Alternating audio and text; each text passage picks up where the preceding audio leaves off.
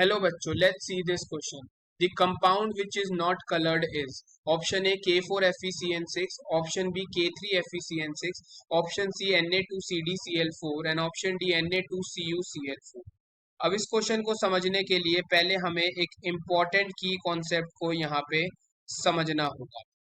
जितने भी हमारे ट्रांजिशन मेटल्स होते हैं उनमें द मेजर रीजन जो वो कलर शो करते हैं that is because of D transition. Transition metal का जो कलर होता है वो मोस्टली केसेस में देखने को मिलता है because of the transition between the D orbitals. तो डी ट्रांजिशन की वजह से ट्रांजिशन मेटल जो होते हैं वो कलर शो करते हैं।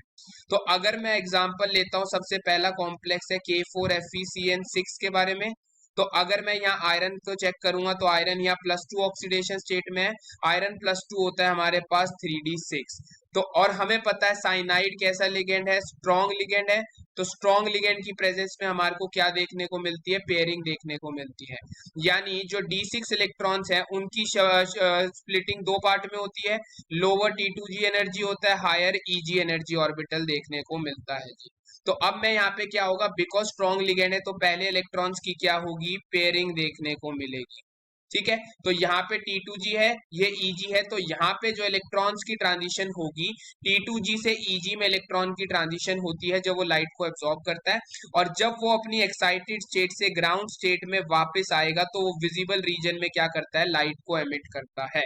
यानी K4FeCN6 जो होता है ये इसके केस में कलर्ड होता है because of the D transition की वजह से। इसी वजह से जो ये हमारा पोटेशियम फेरोसाइनाइड कॉम्प्लेक्स होता है इसका ऑरेंज येलो कलर हमारे को देखने को मिलता है because of the D transition की वजह से। अब हम हमारे पास हमारा नेक्स्ट कॉम्प्लेक्स देखते हैं जो कि क्या दे रखा है। सिमिलरली जो हमारा कॉम्प्लेक्स है K3FeCN6, बस यहाँ पे क्या डिफरेंस हो जाएगा, आयरन यहाँ पे +3 स्टेट में है। आयरन +3 का मतलब 3d5 है। तो यहाँ पे जो d ऑर्बिटल्स की स्प्लिटिंग होगी वो कुछ इस तरीके से होगी, नीचे T2g ऑर्बिटल, ऊपर Eg ऑर्बिटल देखने को मिलेगा। अब दोबारा से यहाँ पे क्या होगा, पहले इलेक्ट्रॉन्स की पेयरिंग होगी, ये d5 है। अब दोबारा से यहाँ पे क्या होगा, ग्राउंड स्टेट से एक्साइटेड स्टेट में जाएगा।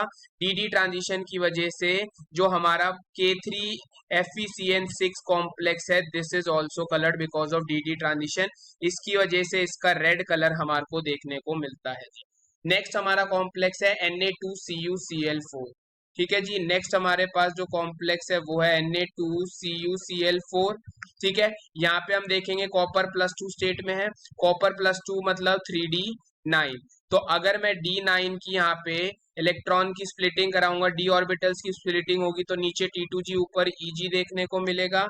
अब मैं अगर इसमें इलेक्ट्रॉन्स की फिलिंग करता हूँ 1 2 3 4 5 6 7 8 9, अब यहाँ पे भी हमें क्या देखने को मिलेगा, d ऑर्बिटल्स की ट्रांजिशन देखने को मिलेगी। डी इलेक्ट्रॉन्स में d इलेक्ट्रॉन्स की ट्रांजिशन होगी।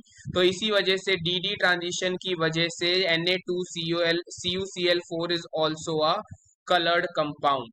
अब हमारे पास जो हमारा लास्ट ऑप्शन है Na2CdCl4। Na2CdCl4, यहाँ कैडमियम कौन सी ऑक्सीडेशन स्टेट में है, +2।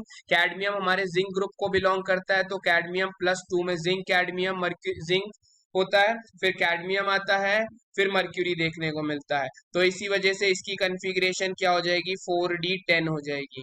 तो d10 कन्फिग्रेशन है तो यही दोबारा से d ऑर्बिटल की स्प्लिटिंग होगी T2g और Eg में। ठीक है, अब मैं इसमें अगर इलेक्ट्रॉन्स की फिलिंग करूंगा तो d ऑर्बिटल यहाँ पे फुली फिल्ड हो जाएंगे। तो यहाँ पे कोई भी डी ट्रांजिशन देखने को नहीं मिलेगी। तो कोई अगर डी ट्रांजिशन नहीं हो रही है, नो डी ट्रांजिशन, इसकी वजह से ये कंपाउंड कैसा हो जाएगा, कलरलेस हो जाएगा। यानी हमारा करेक्ट आंसर क्या हो जाएगा, option C. I hope you understood it well. All the best, thank